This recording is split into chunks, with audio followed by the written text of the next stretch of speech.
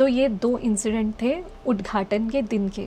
अब जो दूसरा इंसिडेंट है वो सबसे ज़्यादा डेंजरस है।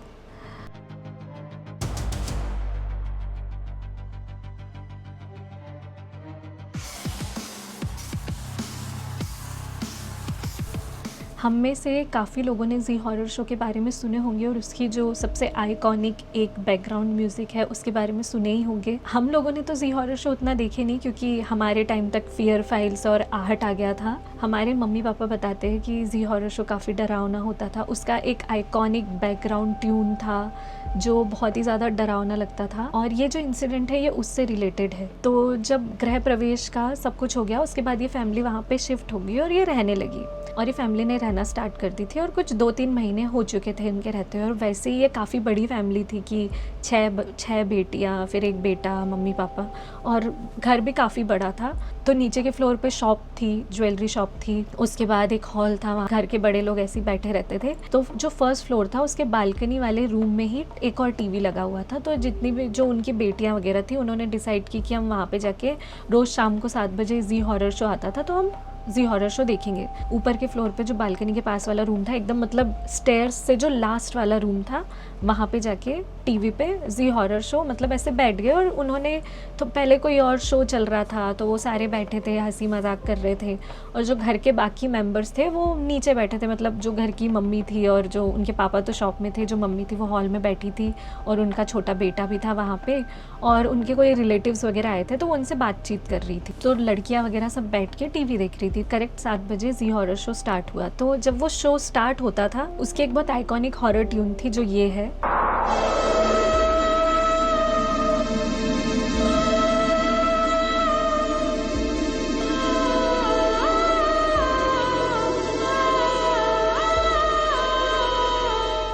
तो जैसे ही ये स्टार्ट हुई वो लोग सब बैठ के शो देखने लगे। तो वो जो इंट्रो था वो कुछ 30 सेकंड का आता था एकदम शो स्टार्ट होने के पहले।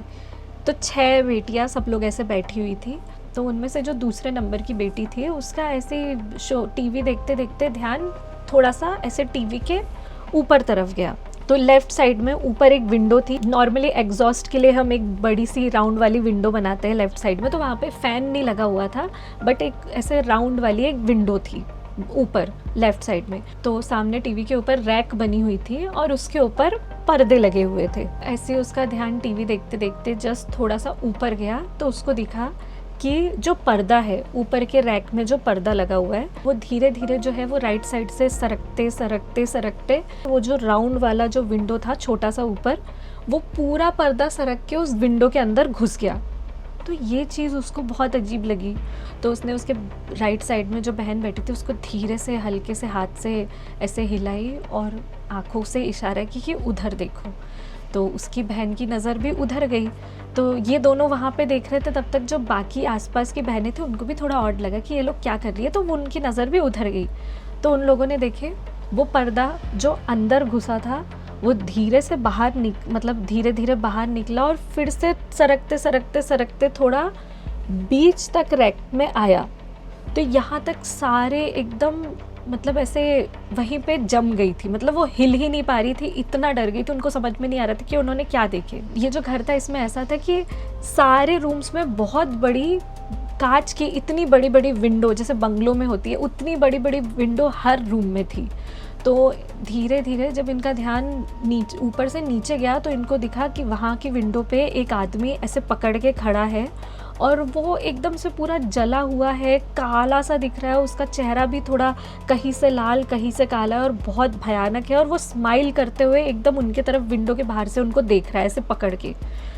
यहाँ पे वो एकदम से घबरा गए, सारे घबरा गए, उनको समझ में नहीं आया कि करना क्या है। तो घर की जो सबसे छोटी बेटी थी तो इन्होंने उसको हिलाया और उसको बोले कि जल्दी से नीचे जा और मम्मी को बोल कि ऊपर कोई खड़ा है और जल्दी से उनको यहाँ बुला के लेके आ। तो सबसे टफ टास्क उसके लिए था, क्योंकि उसको ऊपर के पूरे 3 रूम क्रॉस करके स्टेयर्स से नीचे उतर के फिर नीचे जाके अपनी मम्मी को बताना था। अब जैसे मैंने आपको बताया कि हर रूम पे बड़ी बड़ी कांच की विंडो लगी हुई थी, तो वो जब निकली एक पहले वो आदमी जो बालकनी वाला रूम था जहाँ ये सारी लड़कियाँ बैठी थी वहाँ की विंडो पे दिख रहा था।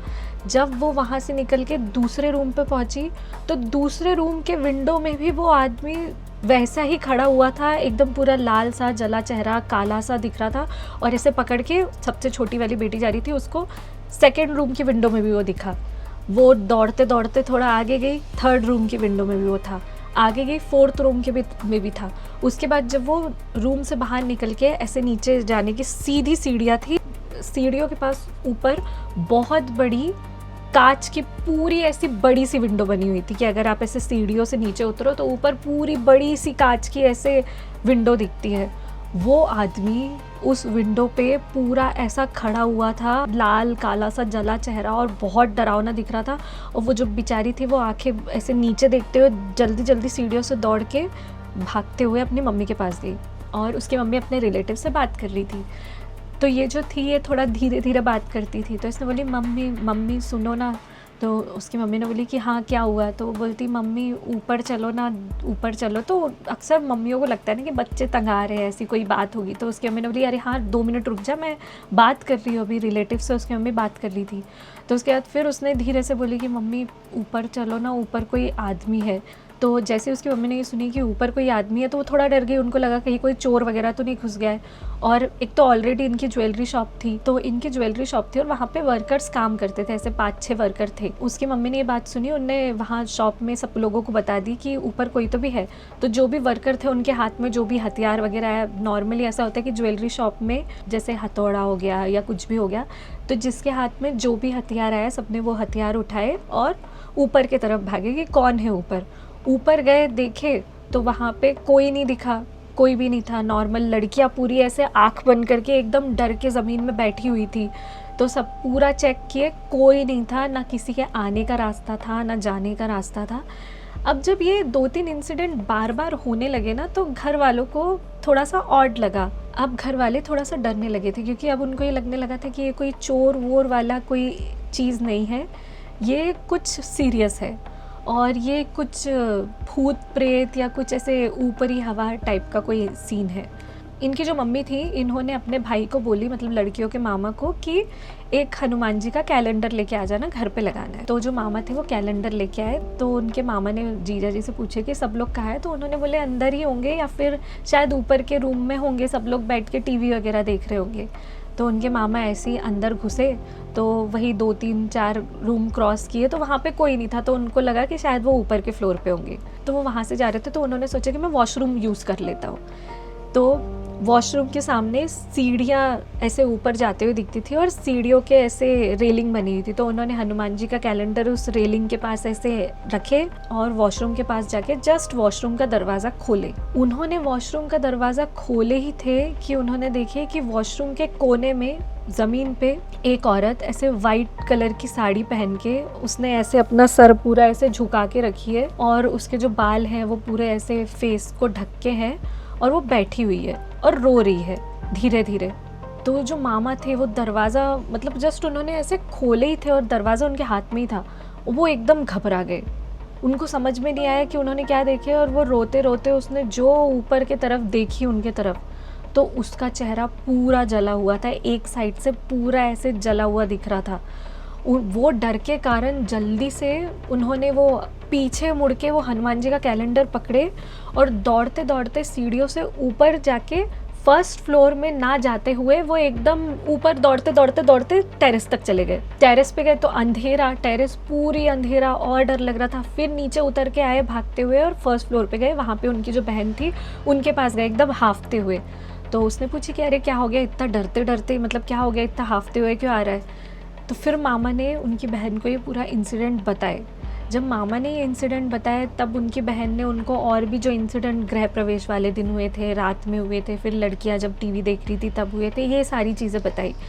तो फिर उन्होंने बोले कि ये जो चीज़ें हो रही है ये नॉर्मल नहीं लग रही है, एक बार किसी पंडित जी को बुला के या कोई बाबा वगैरह को बुला के एक बार यहाँ पे झाड़ फूक वगैरह करवा लेना चाहिए। तो उन्होंने एक बाबा को बुलाए। तो जब वो बाबा आए उन्होंने पूरा घर वगैरह देखे और सब यहाँ वहाँ जाके, तो उन्होंने बोले कि यहाँ पे ना कुछ 2-3 आत्माएं मतलब फील हो रही है, वो कुछ अफेक्ट नहीं करती है पर वो कहीं ना कहीं आपको होने का एहसास दिलाती है। और जो उस दिन आपको जी हॉरर शो के टाइम जो विंडो थी वहाँ पे जो आपको फील हुआ था वो यहाँ की कोई आत्मा नहीं थी, वो ऐसे ही इनके घर से थोड़े ही दूर, मतलब कुछ 800-900 मीटर दूर एक तालाब था।